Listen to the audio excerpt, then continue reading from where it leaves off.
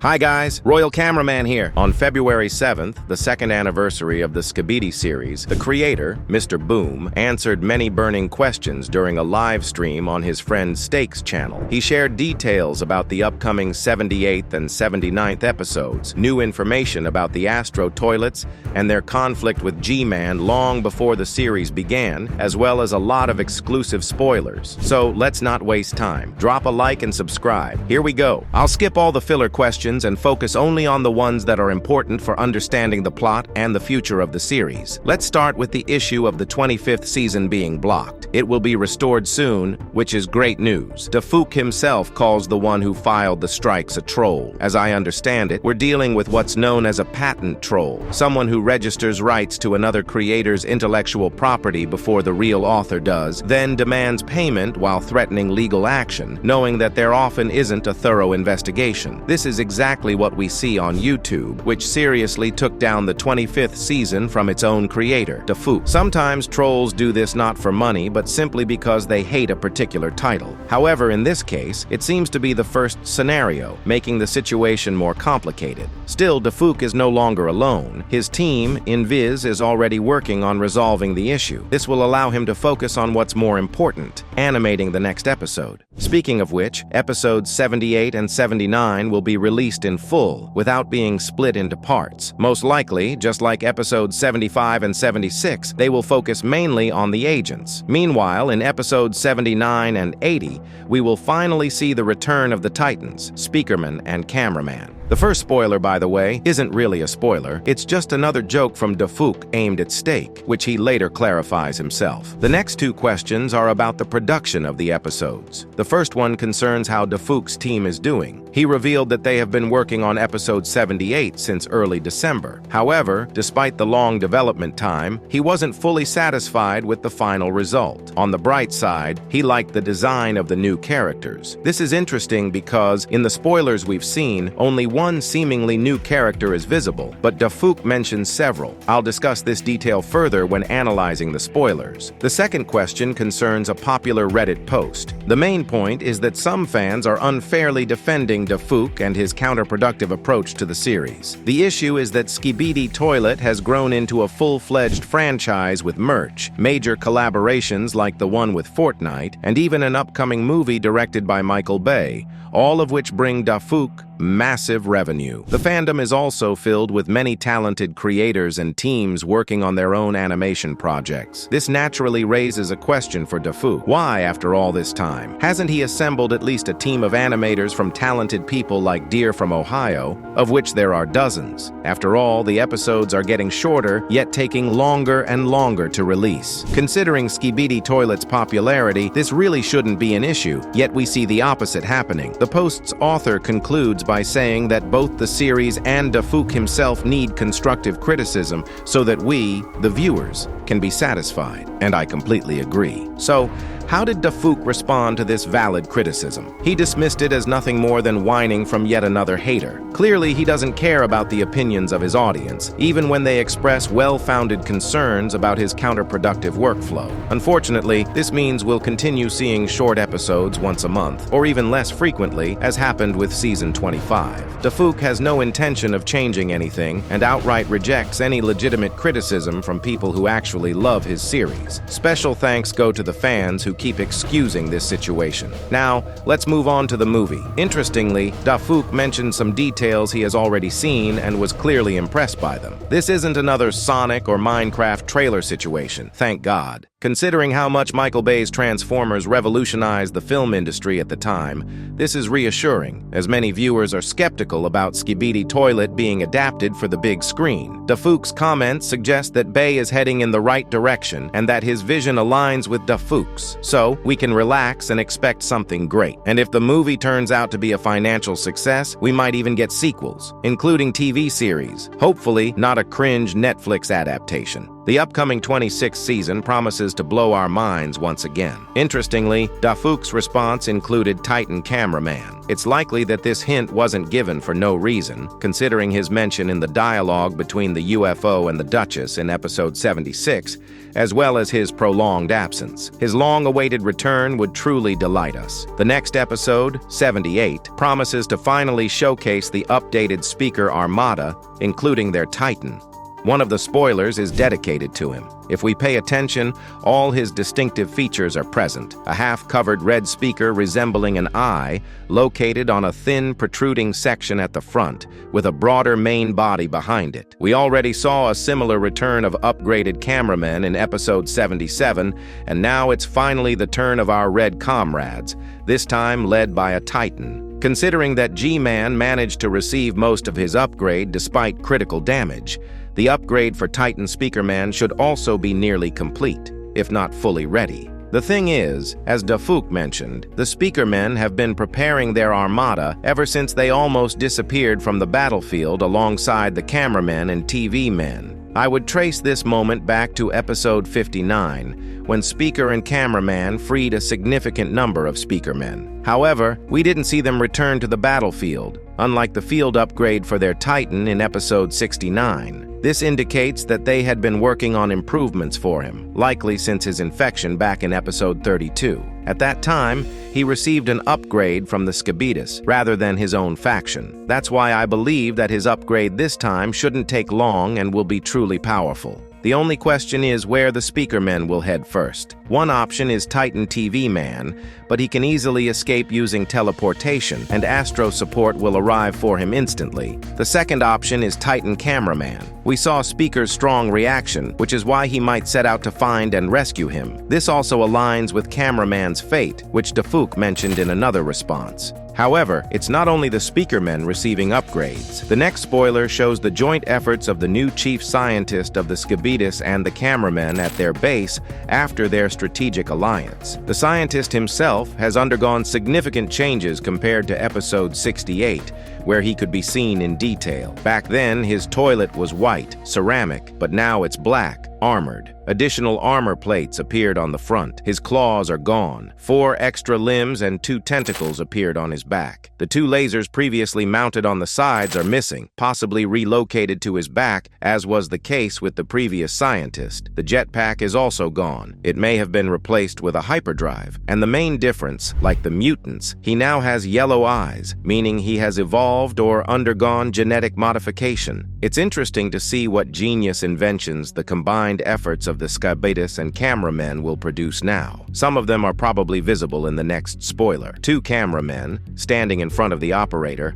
are holding energy rifles borrowed from the Astro. The chief engineer is likely observing the testing of another technology on the operator, a hyperdrive that allows levitation. This explains the high positioning of the operator in the frame. Next, we get some interesting details shedding light on the Astro. How long has their empire existed? An eternity. The answer is somewhat exaggerated, of course, but it conveys the scale of their conquests. What is their political system? Totalitarianism, monarchy, essentially what you would expect from an aggressive, oppressive empire. And finally, how old is G? 1,000 years. Why are these details important? They confirm several theories and allow new ones to be developed. As G mentioned in season 25, he and the Juggernaut have conquered entire worlds. Since Astro expansion reached such a massive scale within his lifetime, their empire as a whole must encompass an unimaginably large number of worlds. Furthermore, based on G's words and Dafouk's own statements, the Astro don't just destroy worlds, they conquer them. Judging by how G speaks about the Juggernaut, who is considered mere cannon fodder in the eyes of the Astro, and the oppression of his people, it seems that he himself comes from a conquered world, yet serves within the Astro ranks. This also raises questions about the Astro's invasion of Earth. If their empire is truly so powerful and vast, why didn't they send more troops? Why didn't they take over Earth on the very first day? Instead, they sent a UFO for reconnaissance in episode 53, and only in episode 74 did they launch a full-scale invasion. Why such a long preparation period against what they see as primitive Skibidi and the Alliance? All this, combined with G's age, points to one critical weakness of the Astro: their low population numbers. Despite their incredible technological and physical superiority, their reproduction rate is extremely slow. However, they are long-lived, which explains their vast technological progress, achieved by brilliant minds like the scientist,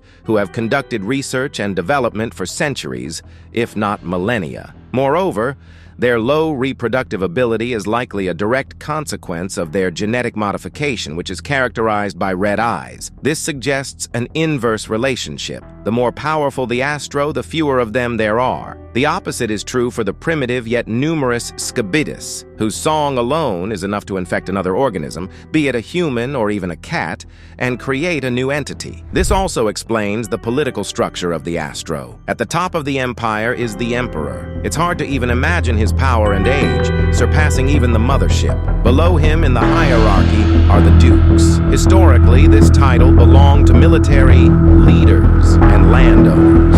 In the case of the Astro, Dukes likely rule entire worlds and actively participate in their conquest, as seen in the invasion of Earth. The inhabitants of conquered worlds are reduced to slaves, and the best fate they can hope for is to serve and die in the Astro ranks, like the Juggernaut. The Astro's rigid hierarchy is also indicated by the so-called halos. Dafuk confirmed that they are merely symbols of authority. Interestingly, both G and the scientist possess them. Apart from them, halos have only been seen on the Astro transporter, the mothership, and the Duchess. This suggests two things. First, not only the elite, but also warriors and scientists are honored with them. Second, if such distinguished Astro figures as G and the scientist turned traitors, there must have been a truly significant reason behind it. Dafuk has only said that this information will be revealed in an upcoming episode. Which one? Episode 79. This is indicated by Dafuk's response to a question from Iron Cameraman, asked no less than 5 months ago. Keeping track of all these details is essential for deep analysis, and I hope you'll appreciate it by leaving a like. As for G's betrayal and that of his allies, I have two theories. The first is that G opposed the Astro's oppressive policies. As he himself said, while other Astros see the Juggernaut as cannon fodder, he considers him a brother. This is a massive ideological difference that could have driven him to betray his people. He also tries to convince the Juggernaut to join him under the pretext of protecting his legacy, his world, and loved ones. If he's willing to fight for this now, he might have done so in the past as well. However, we shouldn't dismiss the second theory. G speaks of his child and their suffering. Despite his beliefs, this event alone might have pushed him to betray the Astro, because for one's child, one is willing to do anything. This makes Dafuk's confirmation all the more intriguing. When asked if the individual mentioned by the Juggernaut as someone known to G here on a special mission was the same child G had previously referred to, he answered yes. The Juggernaut then asks if G is prepared to do what is necessary when the time comes. This suggests that G's child was sent here to prove their loyalty to the Astro by killing their own father, G. That's why the Juggernaut asks if G is ready to do the same, to kill his own child, who has now become his enemy. Based on this, they will likely face off in the 80s episodes, and this will become a crucial plot point. However, another possible scenario is hinted at in another response, a potential betrayal among the Astro. We all understand who this refers to, the Juggernaut. G's persistent attempts to recruit him and the Juggernaut's own reaction indicate that he doesn't truly belong among the Astro, something even the UFO acknowledges. Still, it's possible that there are other potential traitors among the Astro. First and foremost, G's child. An interesting feature is visible in another spoiler, namely the characteristic helmet device for Juggernaut and his family, resembling a claw. Moreover, it could also be seen on the transporter in the original and updated 75th episode, but by the 77th it had disappeared again. The mustache confirms that this is the same Astro, meaning it was redesigned only by the 77th episode. This means that the device still remains exclusive to the Juggernaut family. Based on the unlit hand, solid visor, absence of a mask, and a face that looks burned, this is not Juggernaut's son from the 75th episode. G mentioned that he has several children. Perhaps this is a second child, and the blurry resolution of the spoiler makes it hard to distinguish. However, I lean towards believing that due to the significant design differences, including the halo behind the back, this is just a regular Astro with such a helmet device. It's even hard to determine exactly where this takes place. The background on the left suggests the cameraman's base, but on the right, there's a red background resembling the Duchess's halo. The human he's holding also does not help pinpoint the location, since humans were not only at the cameraman's base, as seen in the 73rd and 77th episodes. Unfortunately, the low resolution of this spoiler makes it difficult to draw any definitive conclusions. Additionally, there is a strange theory circulating about the similarity between Astro G's core and the Watchmen's of Doom, Parasite core, which Dafak has debunked in his usual manner. This theory is completely unfounded. First, in the image of Astro G, there is no visible attachment like on the Watchman of Doom. Second, their size and construction are noticeably different. Third, even in the blueprint of G's mech, his core is clearly visible on the right. Why would the scientist create a parasite for his ally, with whom he himself betrayed the Astros? Fourth, how could a parasite core even take control over G's biological body? Unlike the Alliance agents, he merely pilots the battle mech and is not directly connected to it. This is why, when TV Woman took control, Skibidi remained conscious for the few seconds they had left. But the series is not just about the Astros. Let's not forget about the Alliance, which is the subject of the following questions, the first one being about their hierarchy. Dafak replies that their interaction is close to socialism, meaning general equality, although the Titans take priority when it comes to battles. What does this mean? The fact is, as we saw in flashbacks with Kathy Dave and TV Scientist, the agents were civilians, not military personnel, so they lack a vertical chain of command. This is evident even from the absence of any ranks among them. Of course, there are the so-called lead scientists, but no one is truly in charge. As for the Titans, Dafak confirms that they were once humans. Logically, their personalities or memories were transferred into new bodies, similar to other agents, and the Titans themselves were assigned to the most suitable candidates. This is why they are free to act at their own discretion, even if their decisions contradict the group consensus, as seen in the dispute between Titan TV Man and the scientist. Essentially, if not for the UFO upgrade, the core in the helmet that kept the portal open, the next question concerns their senses. Titans, like other agents, presumably have sensory perception, meaning they feel physical pain and experience emotions. The latter we have seen many times in the series. That much was already evident. However, their sense of touch is even more interesting. We have seen agents with critical injuries, severed limbs, torn in half, yet, unlike humans, they show no visible signs of pain. Additionally, agents can even walk through open flames. It seems their pain receptors function adaptively, meaning they do not interfere with combat tasks, but only moderately signal damage to their bodies. Strangely enough, this kind of technology exists in a limited form today, prosthetics that transmit sensations from touch. The next answer regarding the Titans is quite puzzling. The Alliance could create more Titans, but they don't, because Titans do not serve a combat function, but rather an ideological one. They represent the pinnacle of technological progress and the combined efforts of each Alliance faction. They symbolize their fight for freedom. This is an interesting perspective, considering that with the emergence of Titans, the war against the Skibidists changed drastically, and not in the latter's favor. Ultimately, if not for the Astro invasion, it would have been Titan TV Man who finished off G, completely defeating the enemy. Each Titan upgrade and return shifted the situation dramatically. Just recall episode 50 as an example. Interestingly, the real opportunity to create a second Titan was with the Speakermen, as their Titan even received its upgrade from the enemy, thus freeing up the Speakerman's resources, including time. Considering how long Titans previously took to upgrade, like Titan Cameraman from episode 20 to episode 50. Finally, the last questions, followed by a spoiler breakdown, concern the so-called Secret Squad and Agent Tessa.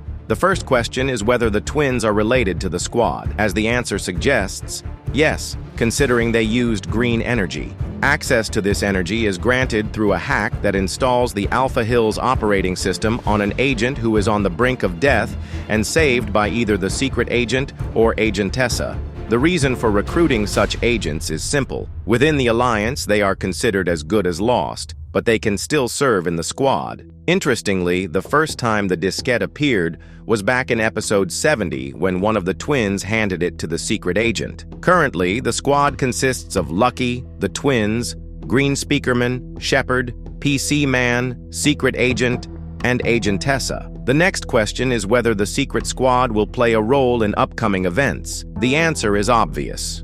Yes, the software itself is not required, for example, to access the cameraman's base, since we have already seen that the secret agent can remotely hack any technology, including other agents. Besides, his agents, Shepard and Lucky, are already at the base, not to mention the twins, who can simply teleport there and act while invisible. Interestingly, Dafak answers this with a triple yes, implying that the secret squad will start acting very soon. Another question is how Agentessa's projection works. Dafak states that it is not a hack into the cameraman's broadcast, but rather a hologram. Case closed. The most intriguing question in this section is whether changing appearance will play an important role. Dafak responds positively. If you think about it, this ability opens up a lot of possibilities. For example, they could eliminate the inconvenient detective and replace him with a fake. They could issue commands on someone's behalf or share critical information. As for the question about green energy and the sarcastic response to it, this only further emphasizes the importance of the secret squad and its role in the future. But that's not all. If you enjoyed the video, leave a like, subscribe so you don't miss more interesting content, and share your thoughts in the comments. This was Royal Cameraman. See you next time.